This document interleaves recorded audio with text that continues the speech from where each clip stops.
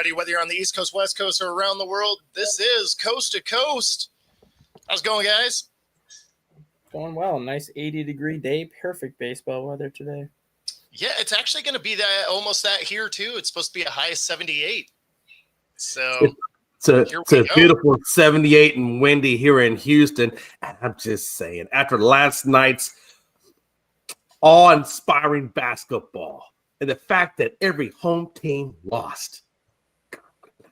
So nice, Boo. So nice. All right. So nice. There he is. There I am. Going to go get my bag. Yeah, I tell you,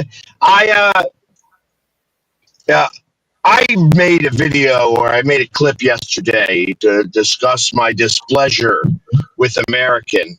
And sometimes it's good to be at the right place at the right time.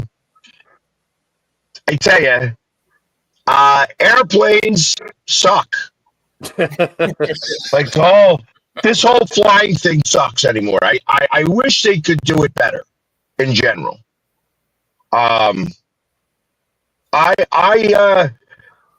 So they canceled my flight. After I left you guys yesterday, I went to the airport. I sat at the airport. Knew I was there a little early. You know, it's like, okay, here it is. I'm at the airport. It's 12:30. My flight doesn't leave until 4. Then gets pushed back 4:30. Then gets pushed back again 7. Then 7:30. Then 8. Ultimately 9. 9 o'clock. 9 o'clock is when we're supposed to go in. Everybody gets on the plane. Pilot's like, hey, guys, we're on the plane. We're going to get home here. It's going to be a great thing. Blah, blah, blah, blah, blah. Does all this talking.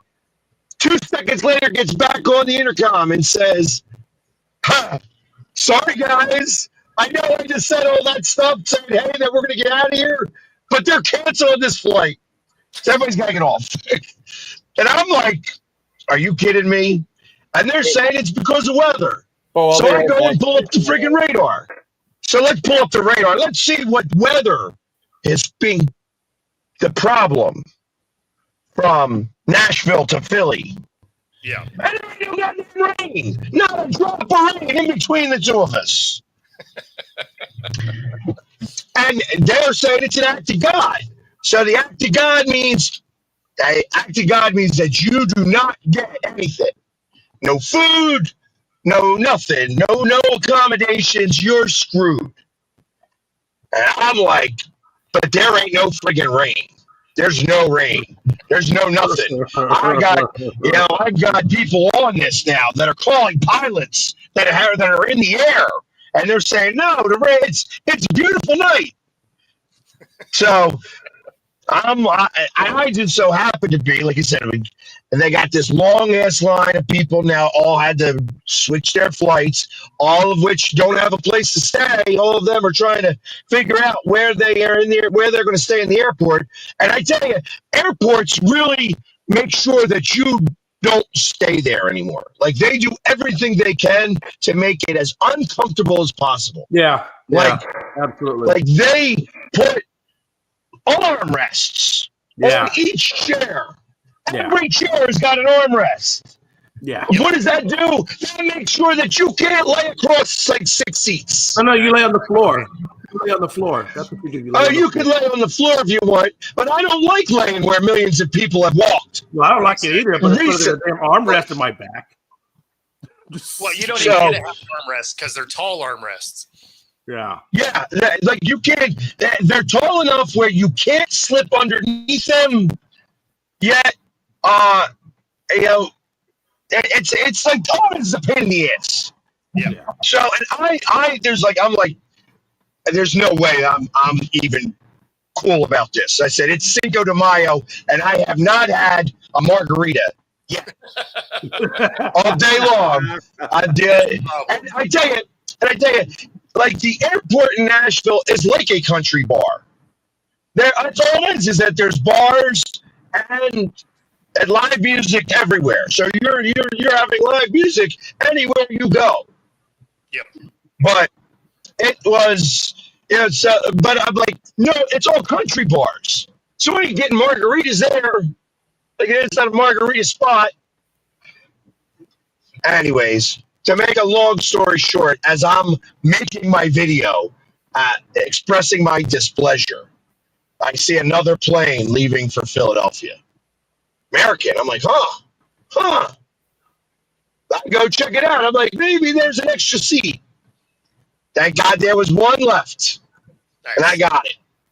So now I'm going to go pick up my bag from the airport. My bag just made it in today. So yeah, that's my airport story from yesterday. Yeah, buddy. I've had that experience before. It's not fun. The night before my wedding, I flew into Memphis because I had a connection flight in Memphis from Memphis to Wisconsin. And same situation. They canceled the flight. I had to take out the flight the next morning.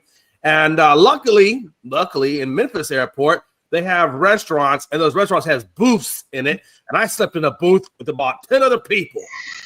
It was like a homeless convention. It was great. And one guy was in a restaurant, though. Yeah. They kept the restaurant open for you? Yeah, it was just naturally open. Yeah, all of it slid right in there. Slept in the booth all night. Most of the time, restaurants and airports do not remain open. Yeah. No, this one was open, and they let us stay there all night. And yeah, it's not fun. And in all honesty, I mean, if I'm in an airport, I don't really want to make it comfortable for people because then you got a bunch of people sleeping all over the place, and it doesn't look cool. So. Well, no, and I understand that, but listen, if you're stuck at an airport, there should be a place where they could send you so that you can at least lie down without having to be on the floor. Yeah. Like, hey, these are these seats, and these seats will like extend out, like sitting in a pool or something. Yeah, that's where the priority lounges come in. Whether it's the American Express or the Delta Lounge or any of those, like that's where they come in because they got the couches and stuff. Yeah, except that they closed it in Nashville. Question: you're a veteran. Why couldn't you go to the USO in the airport and stay at the USO? So I didn't make it to that part, and it's like I don't know. I've never gone into a USO at the airport. Because in USO they have Lazy Boy recliners. You could have stayed at a Lazy Boy recliner and probably watched a movie or two, and you would have got fed because at the USOs they have snack bars. And drinks. See, maybe that's what it is. But I've never been in a USO at the airport. Do I have to show something? No, you just yeah. I think you usually what I do is I take my DD-214, and that usually gets me in because you don't have an ID card. I have an ID card now, so usually you take your ID card. But what you can do is take your wherever I fly, make a copy of your DD-214, not the original, but a copy, fold it up, put it in your wallet, and then when you go to airports, if that happens to you. You just whip it out and say, "Hey, look, I'm a veteran," and they will more than accommodate you. All right. Well, see, and that's good to know because I keep my DD-214, a copy of it as a picture on my phone, just in case. Yeah, because some places now, like even though it says that I'm a veteran on my license, some people don't accept that. That's not good enough. So I'm like, okay, well, now you get to see, here's my DD-214. Here's a picture of it because I don't carry that around with me. No, if you ever find yourself in a situation like that again, you already have the DD-214 on your phone. Just pop into the USO, show them your phone, show them your DD-214. They'll let you in, and you can have snacks and the recliners and movies, and it's nice. It's a good way to before you have to catch your flight. So, and every airport has a USO in it, every one of them. Well, and I will definitely I might take advantage of that the next time that this happens, because ultimately, if you are flying, if you fly a lot, this happens. Yep. This occurs. But I was a little frustrated that they chose to use the "oh no, we're not at fault" situation here, because they were absolutely at fault. So they had their That's American Airlines for you, though. Like they absolutely barbecued me once. I was flying to Jamaica, and I had to fly into LAX. I'm sitting there in a Starbucks looking at the screen. They never updated the screen. They changed the gate, the wing, and the time. The flight actually left a half hour early. So, but on the screen, it still said the same thing. I walked down there and they're like, oh yeah, we announced it in the gate here that it's over there, but your plane already left. It left early. And they went on to say that also isn't their fault. And I'm like, okay, but shouldn't it be on the screens, right? Like, shouldn't we update that so that if you're somewhere, I don't know, anywhere else in the airport, you know? And so then they're like, well, you can either book a new flight or you can try a different airline. What they didn't tell me is if I book another airline, it negates my trip home. So I didn't get to find that out till day of trying to fly home, go to check in, and I didn't have a flight anymore because they canceled my return flight because I didn't use my flight down. And so I ended up, because of American Airlines, buying 3 same-day tickets. It was one of the most expensive vacations I think I've ever been on, just flight-wise. Like it was absolutely ridiculous. So I do have some personal hate for American Airlines. Well, we're going to go find my bag right now. So we're going to see how this works. To be fair, Jay, that trip to Jamaica was a train wreck top to bottom. That actually wasn't even the worst part of the whole trip. I don't know that I've ever been more excited to hear the tires go in my home airport.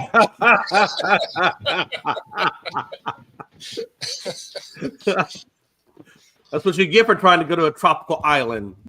I've been to many others, and Jamaica was my least favorite vacation I think I've ever been on. I actually would have taken the trip to Eugene over that particular trip to Jamaica. So I didn't know where Eugene is. But that just sounds interesting. Oregon. Is that in Oregon? Yeah. Okay. Yeah, it's actually not even a terrible trip for me. It's Eugene, I think, is 5 hours away from me. Oh, Driving. okay. But, yeah. Wow. Yeah. Y'all ready to talk some basketball while Pags looks for his spag? I mean, I guess, sure. Yeah. I figured you'd want to talk about your Dallas Stars.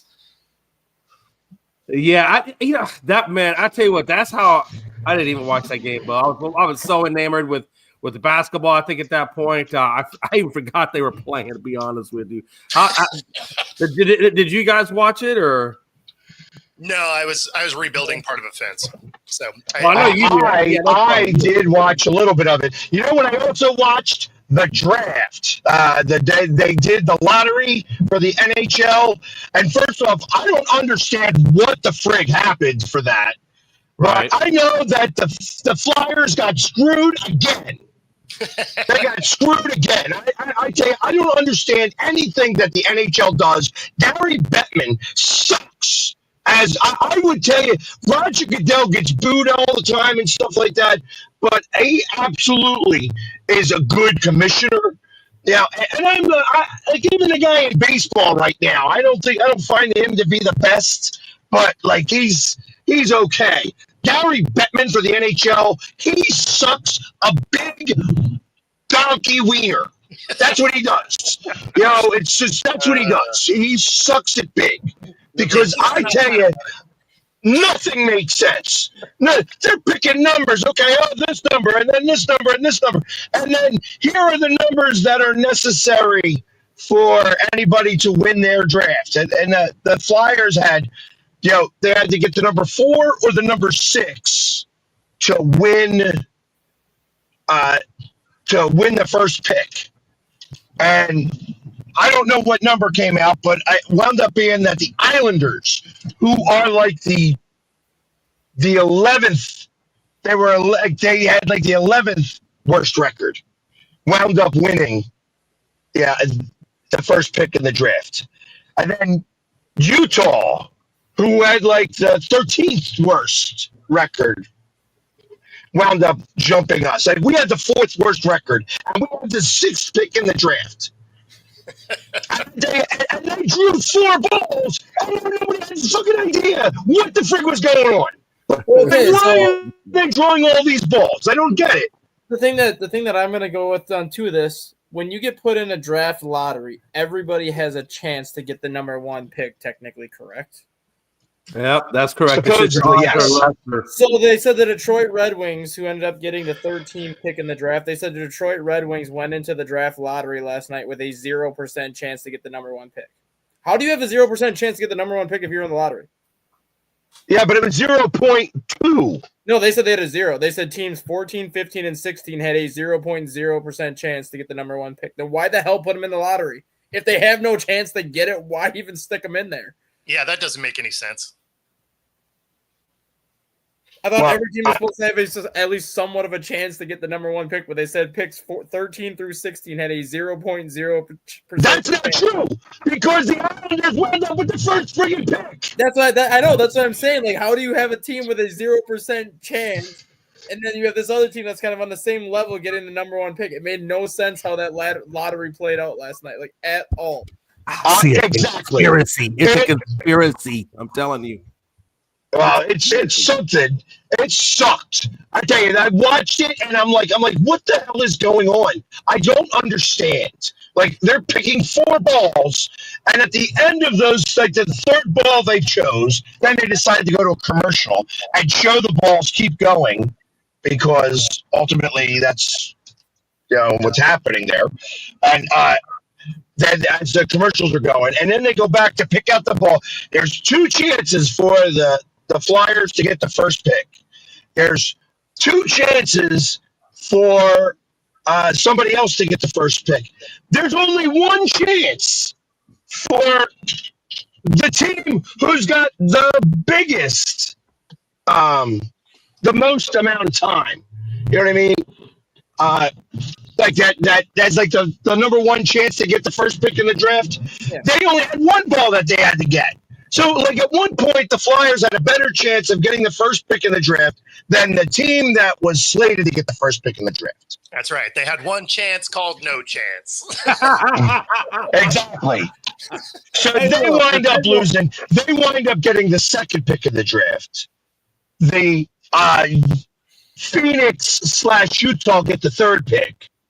And so it's actually Chicago. So no, San Jose got the 4th pick. They went from number 1 to 4. Chicago, and the NHL loves to jerk. No, I gotta watch my language here. But I tell you, Chicago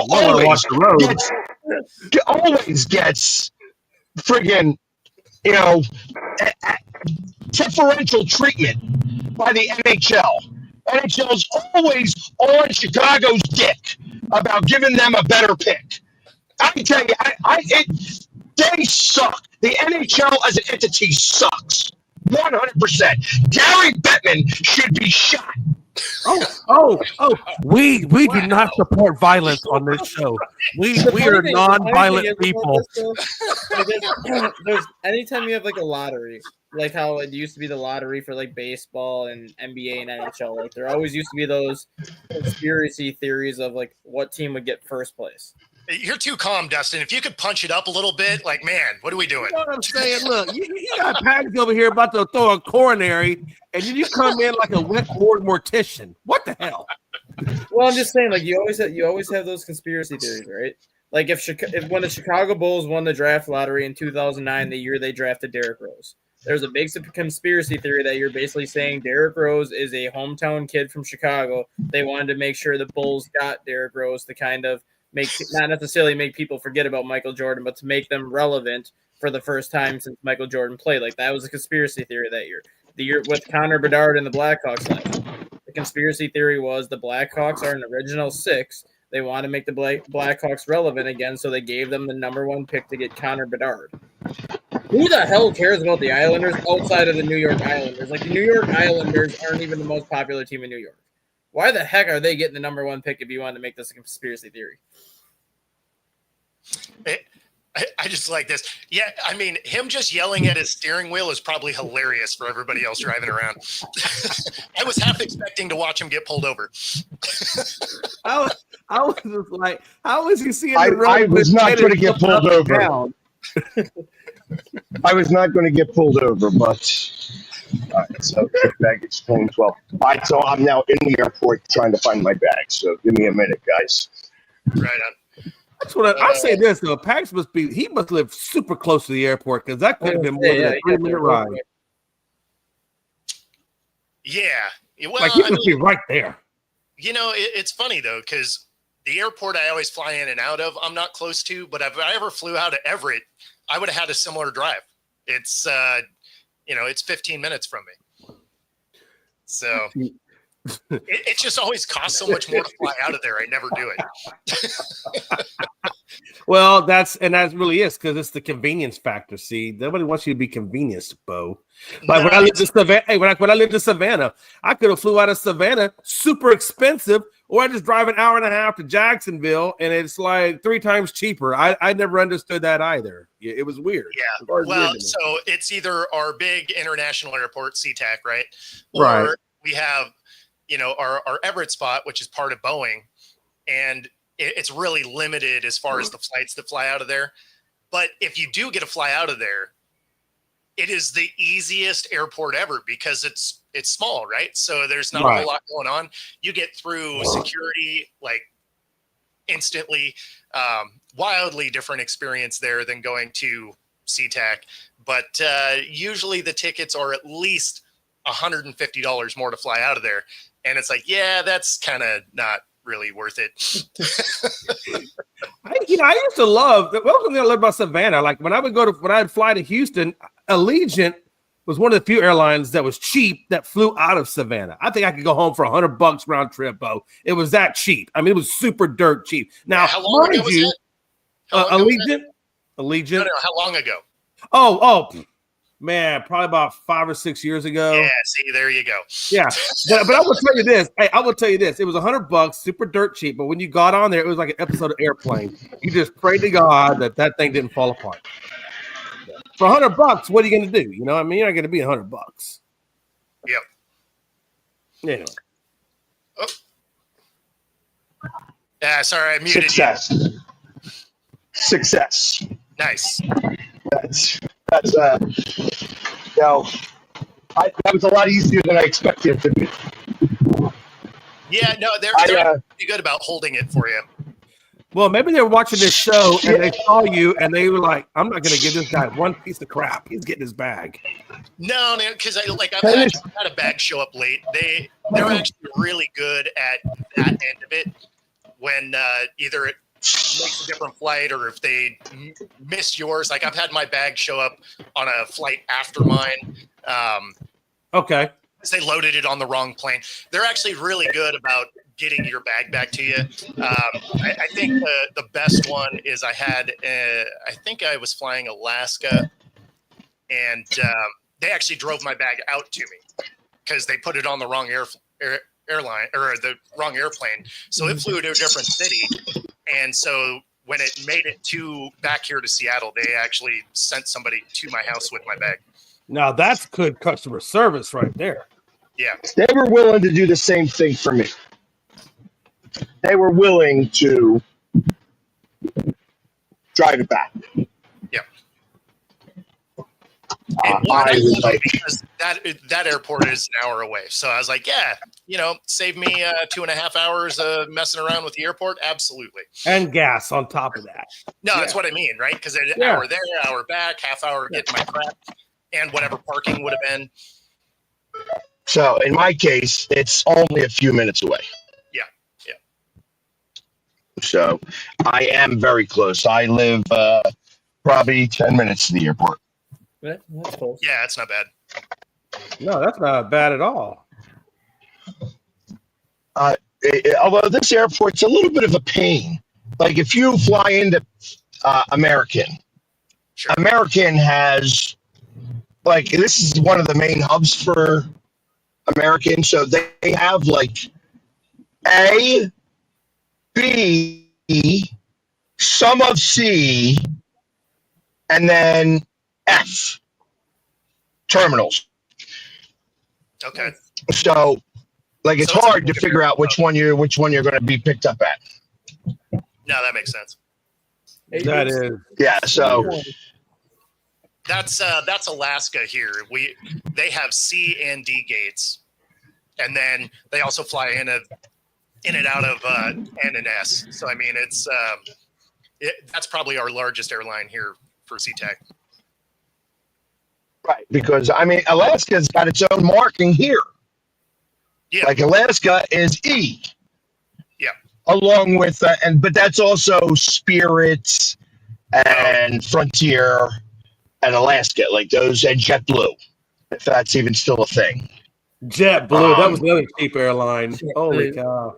Yeah, it's funny that they put Alaska in there with a bunch of discount garbage airlines. Well, they probably do it because Alaska is an American partner. Yeah, they partner with American and Delta. Yeah. So it's, like you can book with American, but you could wind up flying Alaska, which is what happened when I went to Denver and then went to Seattle from Denver. I booked American, but flew Alaska. Frankie, bringing That'll be. I take naps on this chair. I just like that he's saying you're not even wearing bottoms. You would know, apparently. This is the only chair where I get relatively good lighting. If I sit anywhere else, you're gonna just have the sun just staring into the lens because of where the windows are. Well, at least your chair matches the wall, so that's good. That's right. You know they make And right? They make what? God forbid on curtains.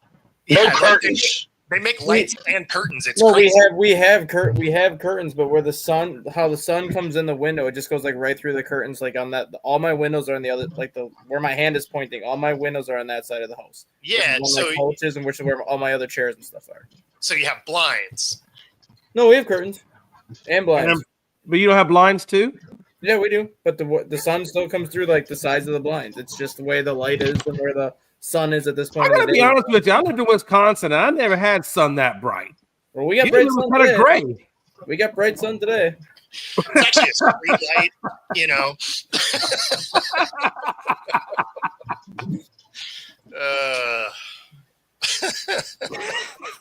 So I'm sorry, I lost track of what we were talking about. The last thing I was doing was I was frying Gary Bettman. You weren't frying him. You were crucifying Gary Bettman. And that was the last thing Listen, we talked he about. sucks. He sucks as a commissioner. Like, it's just straight out suck. Like, I don't know what he does for the owners. And this is the problem when you have like corporations, because the NHL as an entity is falling far away. Like, MLS is about to overtake it as an entity because it sucks so bad, because the commissioner doesn't know what's good for the freaking sport. He's too busy with his head up his ass trying to figure out like how to, maybe we should suspend this guy for a little bit longer or whatever. Commissioner's job are to make sure, one, that the sport is doing what it's supposed to do, it's entertaining, and how do we push it more? How do we get more revenue and more money from the sport? And Bettman fails at every single part of that. Every single part of it. So it's safe to say that your friendship with him will never happen. Listen, I would tell him to his face that he sucks. The problem is they don't ever go anywhere because he's too afraid that everybody else is going to tell him that he sucks too. And this is your official invite to the show. Come on. It'll be fun. I swear. I really wish. Correct. I think that truck drives itself because for about a good 5 or 10 minutes, he was looking straight at the phone and never once was looking at that road. And I don't know how he didn't get into a wreck. That was pretty amazing. That's Man, you muscle can't put- memory. Jay, you cannot put that out in the world because now if he does, Insurance And listen, like that, we're I'm not the- looking at the phone. It just so happens to be the phone is right in front of me, so it looks like I'm looking at it, but I'm only looking at the road. Okay, because I will tell you that was some scary shit right there. I was a little nervous over here, but okay. Yeah, because I could sit here and I could go like this, and it looks like I'm yelling at the car in front of me.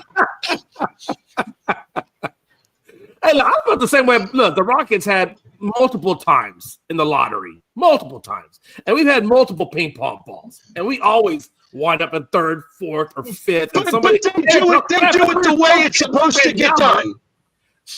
They do it the way it's supposed to get done, though. Like it's hold on, you have this amount of opportunity, so you get this many ping pong balls. Yeah. Yeah. You know, and it's like okay, that the whole thing, so it gets picked out like that. I'm a fan of that. Like, hey, you have 4 ping pong balls out of 100. That's how many chances you have to win the lottery and get the first pick. The moment that the number 1 pick was picked, the one that's got the 25 balls in there, all those 25 balls are removed. Now you got a better chance. It's weird to me that twice in a row we had like 60-something ping pong balls or whatever it was for the first round pick, and we didn't get none of it. God, none. And San Antonio gets it. And San Antonio really didn't have that much of an opportunity to get Wembanyama. I don't know how that man ping pong. You only need one. Yeah. And that was It's the Gary Gary Popovich. Popovich. It's the Gary Popovich. You know, first off, they put that guy in front of it. Like, I know he just had a stroke, you know, but he looks like he's walking death right now. Oh, yeah. Yeah. Oh, you talking about Yeah, Pop? like, they put him in front of the screen. I'm like, are you kidding me? Like, this guy can barely, like, he looks like, you know, my father-in-law. You know, who's like suffering from dementia and stuff like that. I mean, and he worked his ass off all his life. You know, it sucks that he's going through this, but he's got that look like open mouth, like dumbfounded, eyes wide, like I am not really 100% with it, and that's what Popovich looked like. What do you say? I'm El Jefe. He goes, I'm no longer the Spurs coach. I'm El Jefe. And I'm like, no, bro. Yeah, You're like right. so they're making him the president of the team. But it's like, are you kidding me? Like you actually thought that was a good idea to show him? And I guess because he is so well liked, you know, amongst the league and stuff like that, that he's, you know, that I guess that's why they wanted him out there to kind of show like, hey, that he is alive and doing okay. But damn, like he just looked. I don't think that was like a good he look was. for him, though. That wasn't a good look for him. You know, for them to do that. No, he looked pretty rough. Like if it was me, I wouldn't have put him out there. There's no way in hell I would have put him out there. But they did, and so now he's El Jefe, which. Whatever. I don't know how much of El Jefe. But I feel like that again. San Antonio got that because of like collusion. Like I feel like all of that stuff is full of collusion. Yeah. So, and I'll tell you, I'm wearing the aluminum hat specifically, the tinfoil hat specifically, especially if the Sixers get the first pick in the draft. If the Sixers win this draft, I tell you it's all collusion because, again, that means that they colluded because of the stadium, because they're staying in Philadelphia, and they played the game with the stadium the right way. That's why they got the first pick. I think that that's actually a possibility. He just didn't look like he was even anywhere near cognizant enough to even be the president of basketball because it didn't look like he really knew a lot that was going on. How are you making him your president when he is not all the way there with his faculty? That makes no sense unless it's just a PR thing. Frail. He didn't sound like he lost his mind. No. I don't know. He did look frail. I got from He it. looked very frail. Yeah. No, he looked frail, but it didn't seem like he was not in his right mind. Like that didn't seem like that. I didn't hear it. I just saw his look. I heard it. It just, I don't know. I mean, if y'all say he looked okay, then great. I don't know. Yeah, that is not what I said at all. No. I'm talking mentally. If you think mentally he's okay, then that's fine. For me, it looked like he was staring off into space and he was just reading a word. I don't know. It just didn't look. I didn't get a good vibe from it, mentally or physically.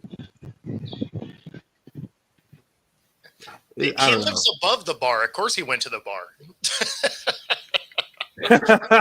Besides, after that rant, And, he's parched and needs a beer. I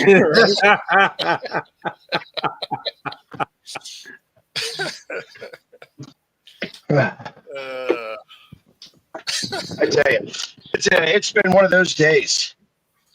Has it? Tell us all about it. Now we're about to do something. There we go. I'll be back on in a second. And if you don't want to rely on bad airlines, do some good sports betting and buy your own plane. But there is a 10% guarantee in case you actually are bad at it, and then you're flying Spirit. Sorry about your luck. Get up to 125% of your first 3 deposits. Use the QR code on the screen. Bet alongside us right here on Coast to Coast. And, of course, if you're in the Pacific Northwest, use this QR code right here. Free 5-day pass. Any of the 3 True Fusion Gym locations: Bellevue, Ballard, University Village, Pilates Boot Camp, Yoga Bar, and more. Find your edge. True Fusion Gym. All right.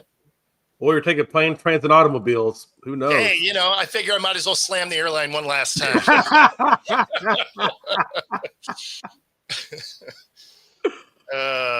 Man. Well, Pags looks relaxed now. Now he can. I just look back in the house. So yeah, but you look more relaxed. Your veins have gone back to their normal position. Nah, there's just not as good a lighting, so you can't quite exactly. Is that what it is? Okay. Well, maybe if you're lucky enough, you can get some of Stat Guy's lighting, because apparently he's living underneath the sun right now. I am very well.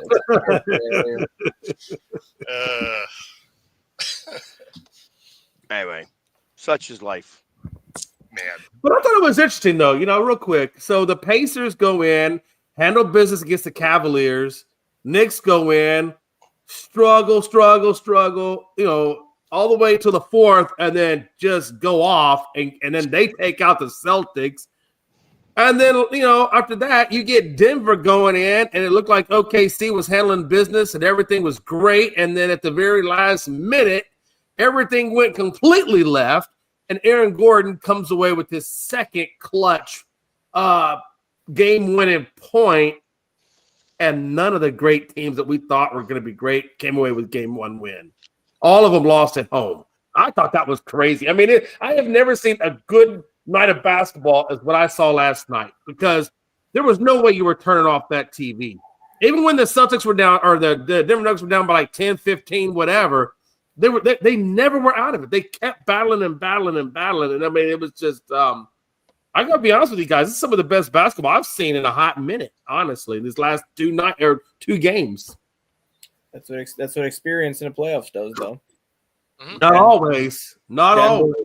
Denver's obviously the more experienced team than Oklahoma City. So when you get when you get put in those situations like that, Denver's going to have the edge over Oklahoma City at this point. Cleveland and Indiana are about the same when it comes to experience, but Rick Carlisle is a much more experienced head coach in the playoffs than Kenny Atkinson is. So again, the same thing, like he knows how to make those playoff adjustments, I think, a little bit better than Kenny Atkinson does on the fly. And then you look at the other 2 series going on.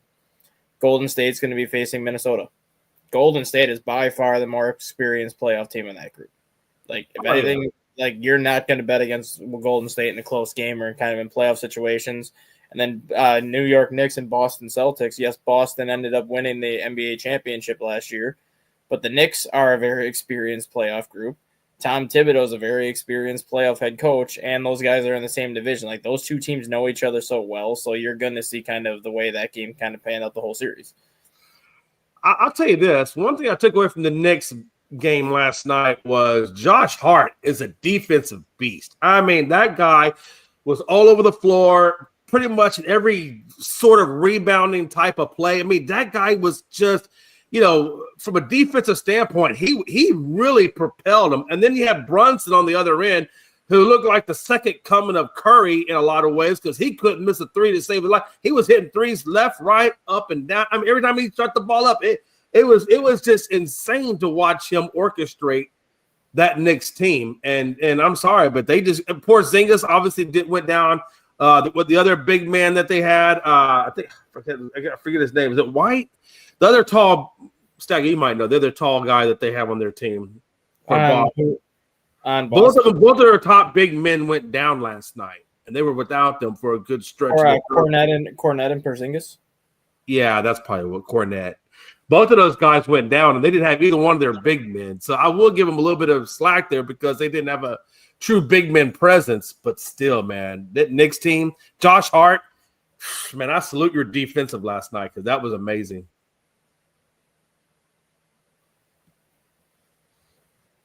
And I think I don't know when I think about the Pacers beating the Cavs. The Cavs are hurt, so that's part of the problem. What's going on there? I suspect the Timberwolves are going to give the Warriors a good series. DiVincenzo is a beast, and I think I suspect that he's going to be able to make Curry go nuts. Like he's going to just drive Curry nuts. And that is going to be like, you're going to need to see really big outputs from Jimmy Buckets, and you're going to need some scoring coming from Draymond Green, to be able to compensate for the fact that Curry's not going to score a lot because DiVincenzo is going to be up his ass. Yeah, the Cavs. I think that like I said, they got injuries right now, and that's what's going to hurt them. Other than that, the Pacers winning game one, I just didn't. Yeah, it's like whatever. It's game one. Yeah. I'll tell you what, though, taking game one, especially for those other three teams, that's a huge thing to take game one. I mean, you're setting a tone of like. I mean, you always want to take game one, but yeah, the Knicks, it was really important if they want to actually get the series. Yeah, because everybody thought that series was going to go 5-6 games. Mm-hmm. Actually 5.5 was the over under for that series. Denver, I feel like that Denver, if you want to really beat Denver, you got to throw Westbrook out. And Westbrook is like, all you need is somebody to just start chirping him a little bit, and you could throw him off his game very easily. Yeah, he's Jokic scored 42 points. I mean, when I'm looking at the stats there, he had 22 friggin' rebounds. Somebody better box his ass out if they want to win a series. Well, that's the thing with the Nuggets in Oklahoma City. Like, Oklahoma City has by far the best team. Like, they've shown all year that they have the best team and arguably the best team in the NBA. But Denver still has the best player in that series. I'm sorry. You tell me one guy on OKC that's big enough to box him out. Because I will tell you right now, what I saw Joker do to Chet Holmgren last night was ridiculous. Chet Holmgren was like this little stick figure Gumby. He is a stick figure. Something. But that dude was falling to the ground every time Joker took a step. There's nobody's going to box out Joker. That's the thing. Like, Denver still has Joker. They still have the best player in that series. They still have the best player on the floor. I'll tell you what I noticed about Joker was he's very slow in transition. He's good. Don't get me wrong. I mean, 22 rebounds, 40. I watched the guy. Trust me. But when I watched him going back and forth, he's not a transitional guy. He's straight up half court because he was slow as molasses. It was like watching an elephant come up the damn. Well, the thing with him, though, you know what I mean? He's not very fast. He's not very agile. He's not very quick. I mean, he's very slow in some ways. You're right on that, but he's averaged almost a triple-double the last 4 years. I know, I get it. Even though he's slow in transition, he's very methodical. It's like he's processing everything as he's going up the floor. Granted, his whole team beats him down the floor, but then by the time he gets to the other end of the floor, it's like he has his mind made up what he wants to do, makes the pass, and there's a bucket. Right. No, yeah, I mean, I get it. I mean, like I said, I watched the game last night. I have never. That's probably one of the first few times I've seen Joker in a full game play, and I just saw how slow he was back and forth in between transitions, and I was like, okay. But 22 rebounds. I mean, you can't deny it. I mean, he had a hell of a game. He did make some sloppy passes, but it didn't hurt him. It didn't hurt him. He always looks very out of shape. I was he kind of definitely has a dad bod. He always looks very out of shape, and whenever you watch him shoot, he has a very unorthodox shot. But yeah. Yeah, he just like heaves it. it's like when you're playing a game of like 5-on-5 pickup basketball, and you've been playing for like an hour straight. You're just like, okay, God, just heave a shot up there, hope it goes in. Mhm. But it works. Speaking about winging a prayer, I sit there and I happen as I finally get home, I get picked up at the airport. I go downstairs to have a quick drink before I come upstairs and go to bed. And what's on is the Athletics versus the Mariners. Yep. And the bases are loaded, no outs in the bottom of the 10th, and the Mariners get out of the inning. Mhm. Now I stopped watching after that. But obviously they pooped the bed because after getting the one, after striking out the side just about for that, to get out of the 10th inning, they lost it in the 11th. They did. Yep. Yeah, Which reminds me a lot of the Phillies because they did the same thing. They came back against Arizona on Sunday and scored 2 runs in the 9th to tie it up and then lost it in the 10th. Yeah, I mean, it's just it just looks like the bats are cooling back off, right? Which you knew was inevitable, but when you look 7-6 is not cooling off. No, but they couldn't get a clutch hit at the end of the game. Yeah. Right? Like they didn't have it. But yeah, I mean, it is what it is. It's interesting to see that the Athletics could be leading the division. They have the same kind of wins as the Mariners. They're technically a game back because they've played 2 less games, but or 2 more games rather, because they have 2 more losses, but the same amount of wins.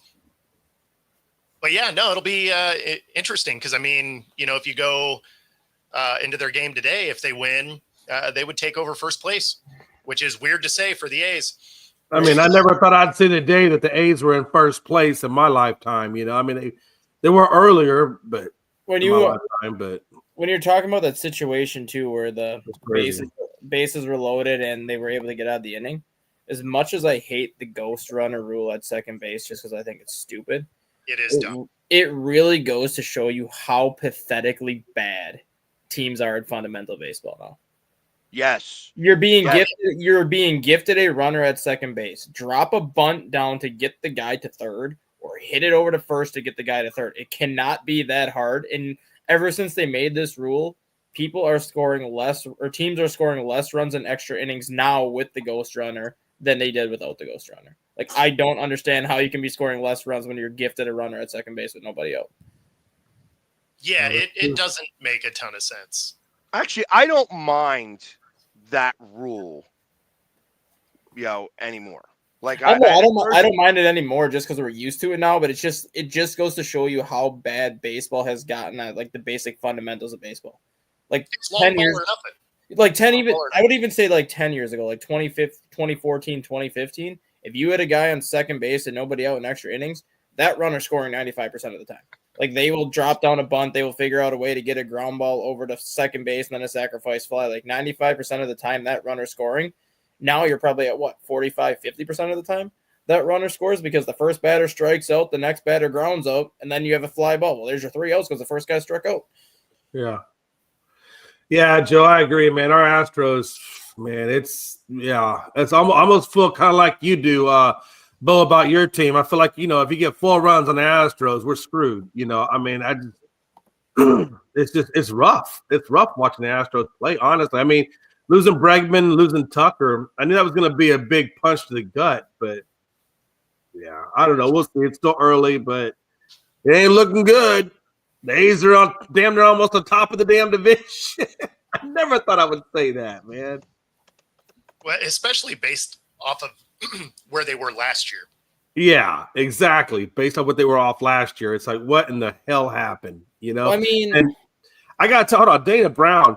I mean, could you not talk to ownership and say maybe we should? Okay, you can let Bregman go. Okay, I'll give you Bregman, but do we have to let go of Tucker? Really, Tucker? But it is what it is. The thing with the A's though, like yes, their record was what it was last year.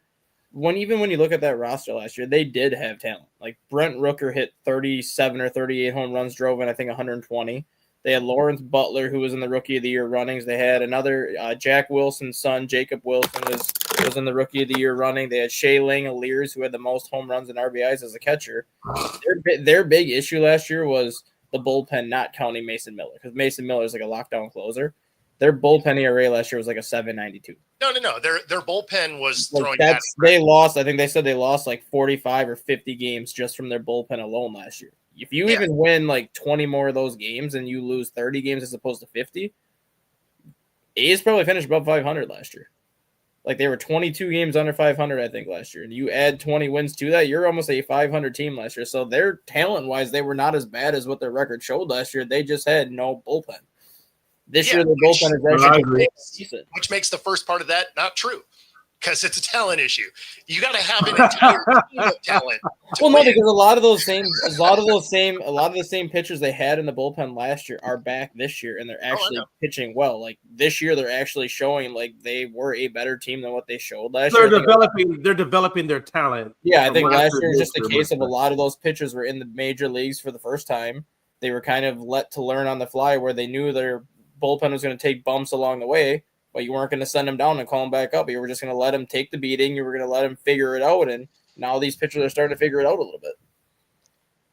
And when, the A's back then, sure, they were good. They had McGuire and Canseco. And, that was a wildly different look for a franchise than what the A's have been really ever since then.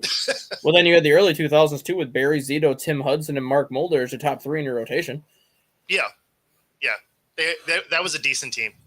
Did you guys happen to catch that catch by the Reds that slammed into the wall and then obviously he dropped it? It was deemed a no catch. Callahan, or what was his name? Oh yeah, Callahan, Tyler Callahan. Oh my God, bro! When I saw him crash into the wall the way he did, I was like, "That's got to be." I'm surprised he walked with just a broken forearm. It's not a broken forearm. Huh? It's not a broken forearm. That's what it says in the report. He broke his forearm, but his arm is actually broken in half. Like where his elbow is, the bottom half of his forearm is like gone. Like it broke in half, where they have to surgically put a fake bone in his bone to repair it. Like his bone actually like snapped in half. Oh, yeah, I'm tracking. That's called a broken forearm. Yeah, but no, I got you. Look, I broken a femur. I understand what you're talking about. Like that was ugly. Yeah.